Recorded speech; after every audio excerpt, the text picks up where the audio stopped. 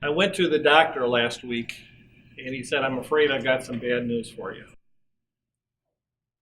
You've only got about a year to live. A year to live? A year to live! Oh! Now that's the opening that Carl used 30 years ago in a speech contest where he beat me. And I remember at the time, I'm sitting in the audience, I'm a speech contestant, but I'm thinking, oh my God, he's a dying man. Give him the trophy, give him a break. We don't care about this stupid contest. We love Carl. But as you can see, Carl is still here. Zombie, I don't know. You make your own conclusion. But obviously he's doing pretty well. So the opening is important in your speech. In fact, you've only got 30 seconds to a minute for people to figure out if they're going to listen to you or not. But really, I'm getting ahead of myself. Really, tonight we're going to be talking about speech writing 101, just the basics, because this is going to be a half-day seminar. We're going to try to condense it into about 10 minutes. So the first thing you have to figure out is, what are you going to talk about? What are you going to talk about? Well, probably the easy way to start is start with you. Who are you? What do you know? What's your specialty? What's your job? What are your interests? What are your hobbies? Are you flying airplanes? Are you doing barbecue? What are you passionate about? What do you really care about? If we look at this picture of this good-looking guy up here, bent down in the flowers, he sort of reminds me of Tom Selleck a little bit, don't you? Diane, don't you agree with that? I don't think so. Who asked? Okay, Diane, kind of. All right. Well, we at least know one thing about this guy. He likes butterflies, he likes flowers, so that's actually one thing that he could possibly share with the world. So everything that you are and everything that you might become goes into that big black box. Now, the second part of topic selection is your audience. Who is your audience? What are they made up of? Men, women, educated, high school students, kids. What are their interests? What do they want to know about? In fact, they say every audience has one particular radio station that they listen to. That's WIIFM. It stands for What's in It for Me. What do you have to tell me that's going to not only interest me, that might benefit me? So you've really got to consider that when you are working on a topic selection.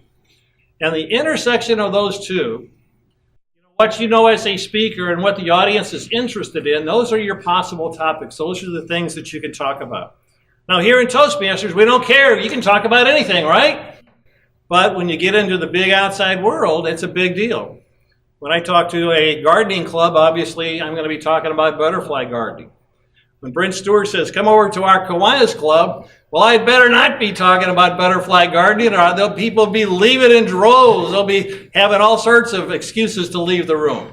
So you've got to know your audience and what your specialty is. In fact, I encourage you to develop some sort of expertise in whatever area you're interested in. Let's figure out, how much time do you need to spend on this? So if you think, well, maybe I'm going to do a 10-minute speech. How much time do I need to do in preparation? Well, my general rule is this.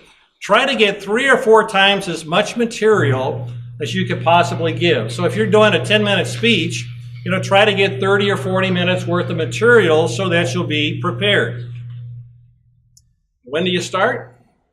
Well, on your mark, get set, go. You start right now. You gotta put the time in. You got to be prepared. This is not a sprint, it's a marathon. I see a lot of speakers coming to Toastmasters at the very last minute, and they're speaking, and what are they doing? They're working on their speech. They're typing things down. They're trying to put together a speech at the last minute, something they should have been working on for 2 or 3 weeks ahead of time. So it's definitely a marathon.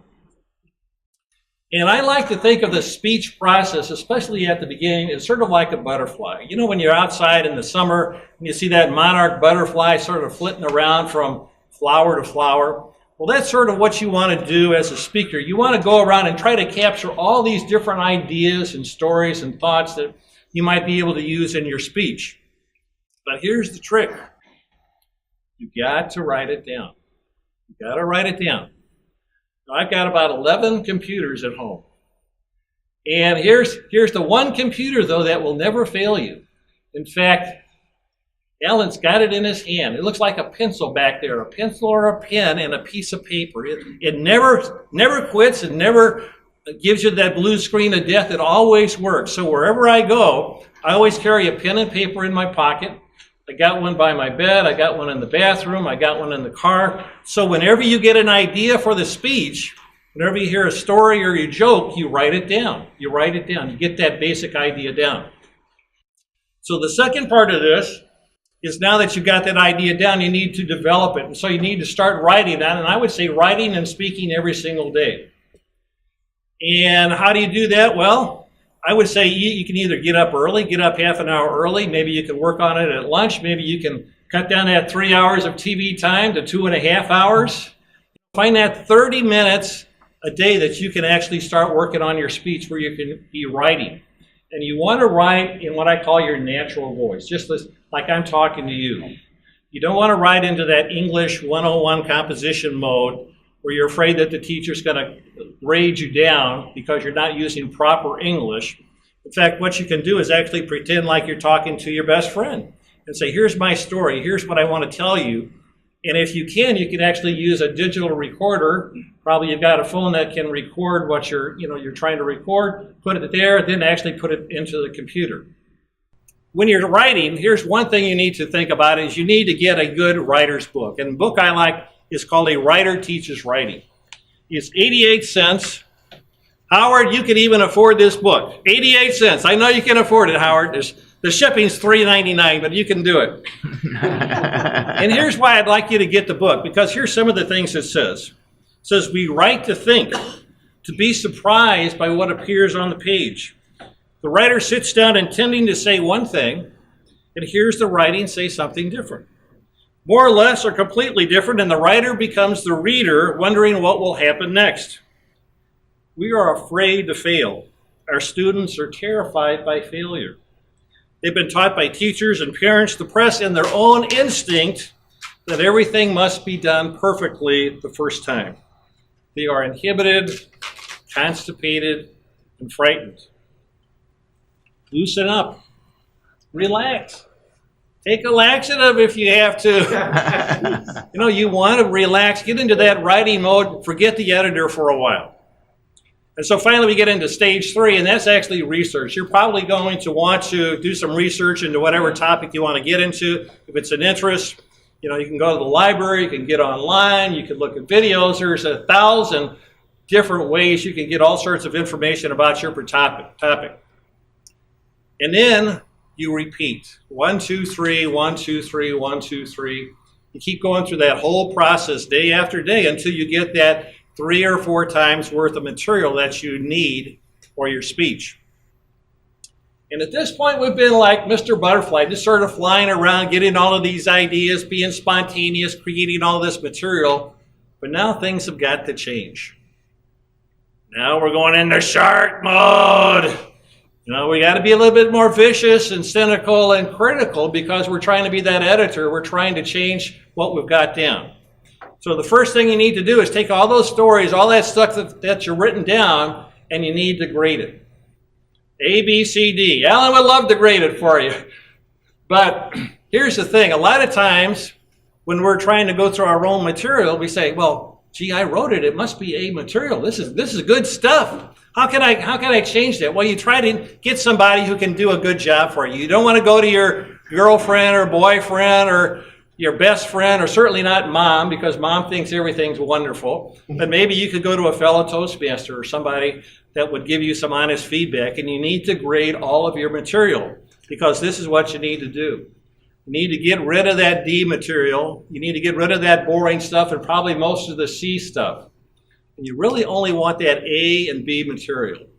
Because you as an audience, you only want A and B material, right? You don't want the boring stuff. You don't want the average stuff. You want to be excited. You want to be entertained. You want the really good stuff. And then you need to go back and get into that editor mode, get that little red pencil out, a red pen out, and start making all of those grammatical changes and punctuation and make sure that copy is right. Again, try to stay in that natural voice as much as you can so that you got that story down just right. Of course, we get back to our opening. You want to get people's attention. There's a lot of different ways to do it. The doctor says you've only got a year to live. That's pretty attention getting. Certainly, Carl, you got my attention 30 years ago. I'm still telling that same story. And you also need to start thinking about your closing, because your opening and your closing are two things that maybe your audience really needs to pay attention to.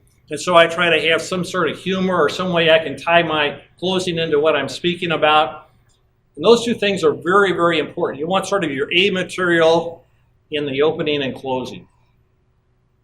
And then you need to start to get organized. You got all of these stories, all of this information. How do you put it together? Well, you got all sorts of different ways you can organize your material, but try different ways. See what works out, what's logical, what makes sense, what's easy to remember. And humor is also very important. You know, it's nice to have humor in your presentations. This guy here is named Lance Miller. He's a 2005 Toastmaster International World Champion. A little over 7 minutes, he had 23 humorous incidents, humorous jokes, humorous stories. You know, that's 3 a minute. That's pretty impressive. You know, we're certainly not going to get on that level, but try to add some humor into your presentation. Try to get some audience participation. You know, try to ask questions of somebody in the audience. Try to get people to raise their hand, get people standing up. I think Gina had people standing up, participating very, very much so, doing some vocal variety a while back. It's a great way for people to be entertained. They'll enjoy your program much more. So please have audience participation if you can. And as the old joke goes, how do you get to Carnegie Hall? And it's practice, practice, practice. And it's practicing not just the words and the stories. That's important. You need to know what you're going to say. But you also need to practice what I call PEFGB. P-E-F-G-B. It stands for posture. How are you standing? You know, you're standing nice and tall and in control, or you're sort of slouching over, maybe on the lectern, going down like this. How's your eye contact? Are you looking at people, or are you looking at your notes? Facial expression. Are you animated? Are you happy? Are you good to be here? Does it show on your face? Gestures, again, are you using your hands? Are you keeping your hands behind your back? You know, try to practice those sort of things. And finally, body movement. Again, I'm trying not to move too much tonight because we're doing a video. But again, in most situations, you want to move around a little bit and move back and forth. Certainly get away from the lectern if you can. And then finally, what you need to practice is vocal variety. You know, sometimes you want to speak soft. I've only got a year to live. I've got a year to live. Try to add vocal variety, and again, you have to practice it. Now, in closing, probably at some point, some of the people here are saying to themselves, gee, Tom, this sounds like a lot of work to me. I don't know if I want to do all of this kind of work. But I'm going to give you the answer that I give other people when I talk about gardening. You know, I'm a big-time gardener, butterfly gardener, and mostly during the summer, I'm outside in the yard and I'm working in the garden. And people are walking by, and we're having a nice conversation. And usually they'll stop and they say, wow, this is a beautiful garden. It's really lovely. But I guess it takes a lot of work, doesn't it? My answer is always the same. Nope, doesn't take any work at all. But it does take a lot of love. So please, put a lot of love in your speech, and it will be